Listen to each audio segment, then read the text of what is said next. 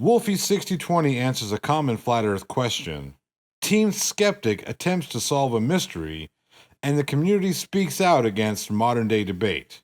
Those stories and more on As the Plot Thickens. Today's show is brought to you by channel members and patrons alike. To contribute to this show, hit that join button or head over to www.patreon.com/theplothole1. That's the number one, not the loneliest number you can ever do.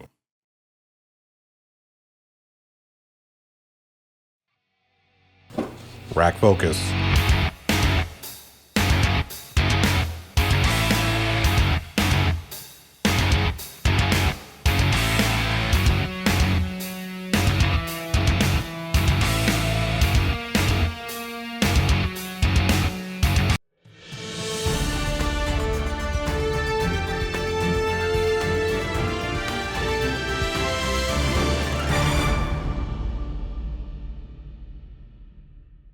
Good afternoon, everybody. Johnny L from the Plot Hole here, and it's time for As the Plot Thickens. Let's get right into it. March 20th marked the 2021 spring solstice, and YouTube content creator Wolfie6020 took it upon himself to answer a common flat earth question about satellites.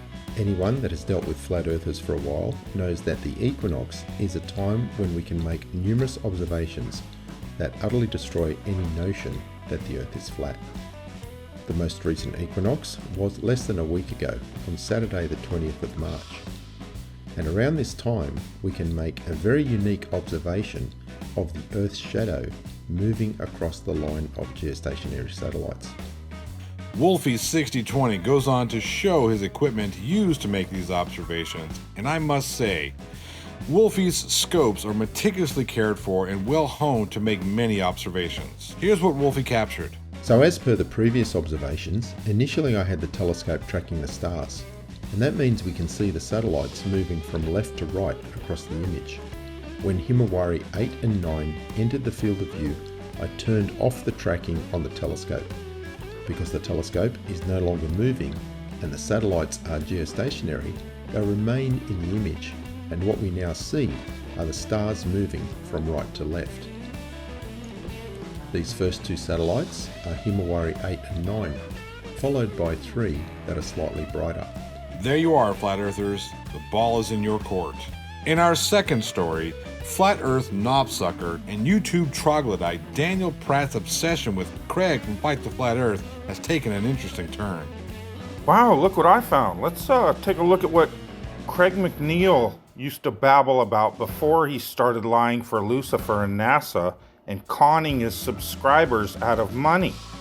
Interesting that Pratt accuses somebody of conning. We'll come back to that one. Totes gutted. Was looking forward to my McFlurry after watching his wife eat hers on the drive home, but then she threw mine in the bin along with her empty one by accident.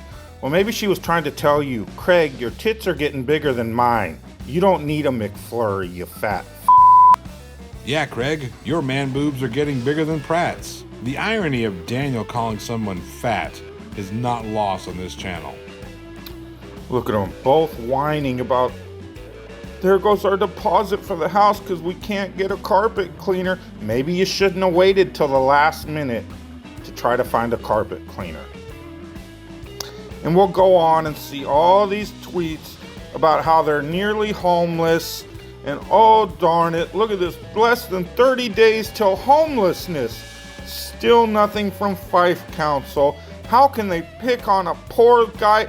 But Craig, I thought you were the most genius scientist that ever lived. There are many science jobs out there that don't require physical labor. Why didn't you just get a job as a scientist, Craig? Instead of whining on Twitter about how you're about to be homeless. Oh yeah, because that's what you do to elicit sympathy donations from your viewers. Because you are a piece of shit, compulsive lying con man. Lots to unpack here. FTFE's current situation, as far as this channel knows, seems to be perfectly fine. These seem to be posts from long ago. Yes, sometimes people use social media to vent about real-life problems. Not everyone uses it to spread hate-filled diatribes about content creators that shit smarter things than Daniel Pratt. Funny, though, you taking issue with Fight the Flat Earth's lack of a job. Tell me, Daniel, when's the last time you held a job? According to my research, it's been a while. How is it you pay your bills again? Is that disability income? And no one has ever questioned the validity of your disability claim. Ever. Seeing as how you're okay with doxing people, why don't you go ahead and dox yourself? Again. That way we get to see the skeletons in your closet. Enjoying the show? Be sure to hit that like button and comment down below. Consider subscribing to the channel and tickle that notification bell. That way you get notified every time I put out a video. We also have channel memberships, Patreon, PayPal, we have merch for sale, all kinds of different ways you can support the show monetarily if you choose to do so. All the links will be down in the description below, and I greatly appreciate all the support that you guys have continued to show me. In other news, Flat Earth Slayer Team Skeptic has entered into the private eye realm as he attempts to solve a grossly serious offense. Today I was doing what I do every morning, watching Judge Jeffrey Middleton's Morning Court on YouTube. But today something happened, and I need your help answering the following question. Who farted? Sorry about that. Little dusting on my eyeball. The potential culprits are Tanisha and Robert. Let's examine the evidence. Tanisha openly admits to having something in her eye. Dusting on my eyeball. Could this be her own airborne ass flakes? And then there's Robert. Notice how the camera pans away just before the flatulent infraction. But what really makes Robert look suspect is the look on his face. So put on your detective hat, pinch your nose, and follow the link to the poll in the description. And maybe, just maybe, we can finally answer the age-old question, who farted? If you have any information to help solve Team Skeptic's mystery, be sure to head over to his channel and share. As it is now, the mystery is still unsolved. Before we get into today's final story, we have a quick unpopular opinion. Shane Sommer writes in, unpopular opinion, some of us in the community have lowered ourselves to the flat earthers level. Mark Twain said it best, never argue with an idiot, you'll never convince the idiot that you're correct, and bystanders won't be able to tell who's who. Thank you, Shane. Be sure to submit your unpopular opinions to theplothole1@gmail.com. We accept video, audio, and text opinions. Today's final story focuses on modern-day debate and the call for boycott. Modern-day debate has served as a self-proclaimed platform for debaters of all walks of life. Channel host James Coons has taken many opportunities to remind us of this. Ladies and gentlemen, thrilled to have you here for this most epic debate. This is going to be a great time. Want to let you know, if it's your first time here at Modern Day Debate, we are a neutral platform, and our goal is to host the fairest of debates on politics, science, and religion, and want to let you know, no matter what walk of life you come from, folks, we are thrilled to have you here. We hope you feel welcome.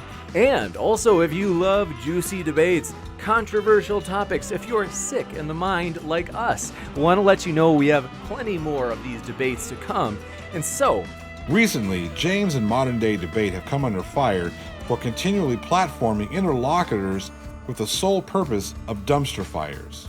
iNetwork's Dick Dawson had this to say, right now, with Nathan and all the time, I don't watch. Moderation is garbage, and it's nothing more than an on-purpose dumpster fire. That isn't a debate. I feel like what started with good intentions has devolved into intentional dumpster fires for super chats. Moderate.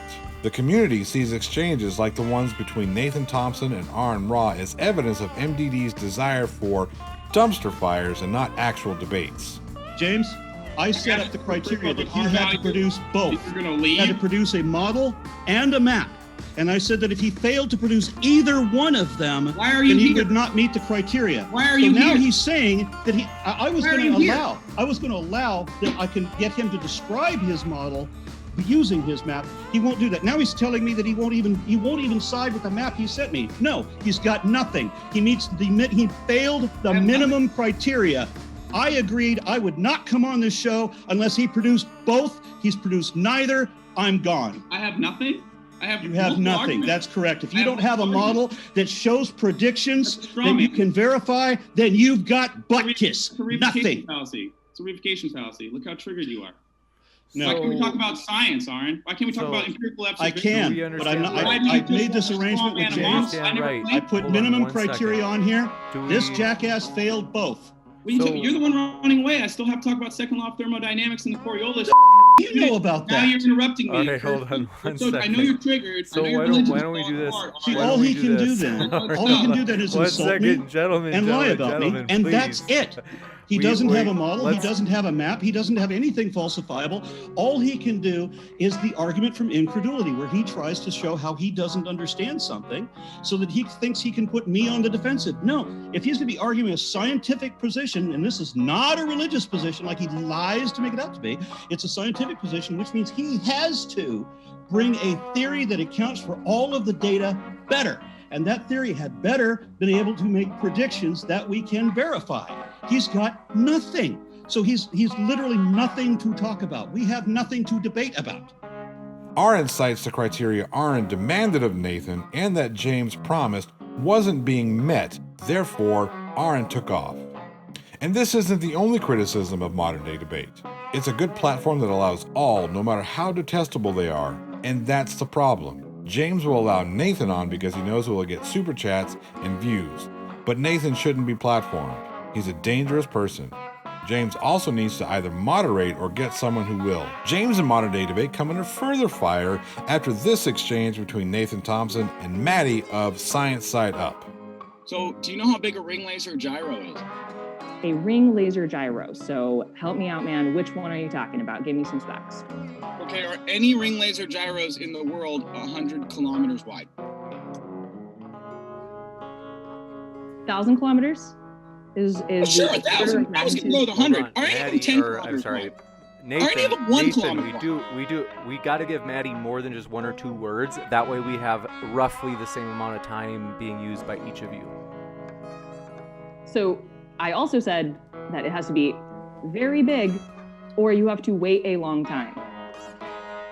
So a laser gyroscope can absolutely measure Earth's rotation. The same thing, the simple pendulum experiment can measure Earth's rotation, right? Okay, how you long? have to wait. How long do you have to wait for Earth to rotate under you? I mean, a while, order of magnitude hours. Hours? Great. So when a hot air balloon goes up for a few hours, does the Earth rotate under the hot air balloon? Yes, there are also the local forces of winds, which are going to be more noticeable. Two things can happen at the same time. So your argument... Nathan, just to be sure, I do want to give Maddie enough time to answer these questions. It's oftentimes it's not as simple as like a yes or no. We got to give Maddie a shot to give more than just 1 or several words. It is that simple. It's not, dude. It's really not. Yeah, it is. Hot air balloon goes up. Yeah.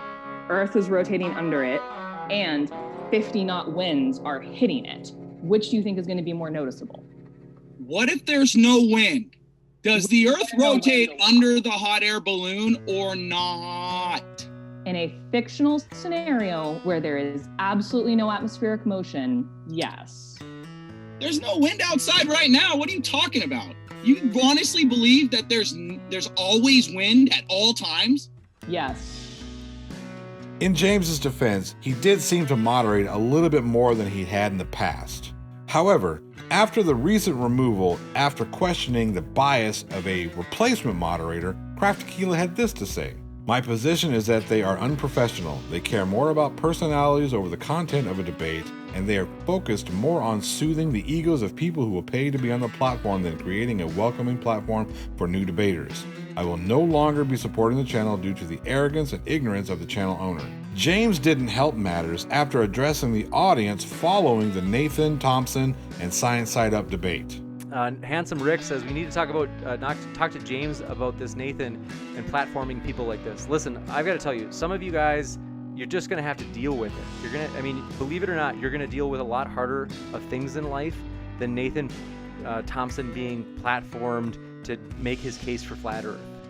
For real, life will get harder. Believe me, trust me. And so you're going to have to just learn to live with it and stop trying to pressure me and stop trying to do this. Even worse, sometimes I see people who are like, James is having Nathan on. I'm going to unsub. I'm gonna boycott. And it's like, okay, have fun. Like, I don't care. So the idea here is like that kind of manipulative stuff of like, instead of trying to have a civil conversation where I try to dialogue with James about this, I'm gonna threaten to unsubscribe, or I'm gonna threaten to.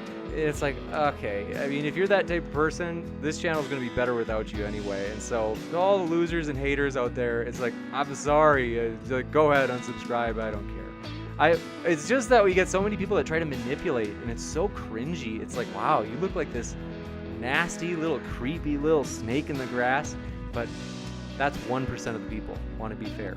Now, in order to offer James the ability to defend himself and his channel, I reached out several times requesting an interview, and James has declined. So James, how are people supposed to express and have a civil discourse with you about problems that they see with your show and your channel if you're refusing to have those conversations? I will offer once more the opportunity to come on the show and give us your opinion on the matter, should you choose to do so. I understand that James is a busy person, and I respect that. However, the offer still stands. I can be reached at theplot1@gmail.com. That's today's show. Thank you for tuning in. Do me a favor, hit that thumbs up button and leave me a comment with your thoughts about the goings-on down the comment section below. I'm Johnny O, and as always, I'll keep you updated as the plot thickens.